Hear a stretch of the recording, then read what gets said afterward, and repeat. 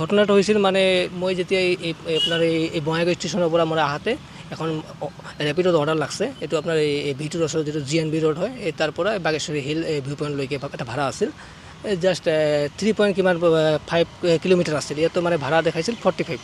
তো এইটো ভাড়া মই লৈ গৈছোঁ। ইয়াতে ড্ৰপ কৰাৰ পিছত ইহঁতে যিটো লোকেল ই ৰিক্সা হয় আৰু কিবা আছিল মানে কিছুমান মানুহ আছিল, ইহঁতে মোক মানে সুধিছে যে ক'ৰ পৰা আহিলে। মই ক'লোঁ যে এনেকৈ ইহঁতক কিমান ভাড়া লৈছ। মই কৈছোঁ এইটো ৰেপিডো আছিল 45 ভাড়া হয়। 45ত পইচা 45 পইচা হোৱা নাই, এইটো বেলেগ কথা হয়। মোৰ পইচা কাৰণে মই মাৰছোঁ আৰু কি লাভ হয়? লাভ মোৰ কি কয় ৰেপিডত 8 ঘণ্টা অনলাইন থাকিলে মোক 800 টকালৈকে মানে ভাড়া দিয়ে।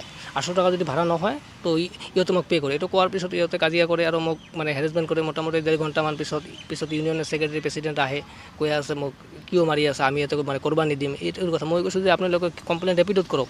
ৰেপিডক আমি চিনি নাপাওঁ, তোমাক চিনি পাওঁ, এইকাৰণে মোক ধৰি বহুত কি কৰিছে। এইটোৱে আৰু কথা। আপোনাৰ গাড়ীখন ধৰি ৰাখিছে? গাড়ীখন ধৰি ৰাখিছে মানে মোটামুটি 1.5 ঘণ্টা হ'ল। তাৰপিছত এতিয়া দি দিছে। এইটো ভাড়াটো মানে ড্ৰপ কৰাৰ পিছত মইতো ৰেপিডত অফলাইন হৈ যোৱাৰ পিছত এই পেচেঞ্জাৰটো আকৌ আহিছে। আকৌ অহাৰ পিছত আৰু এটা গাড়ী বুক কৰিছে, বেলেগ গাড়ীত আহিছে ইহঁতে পিক আপ কৰাৰ কাৰণে। পিক আপ কৰাৰ পৰা আহিছে যেতিয়া ইহঁতে কি কৈছে, আকৌ কাজিয়া কৰি এই গাড়ীটাক ভগাই দিছে।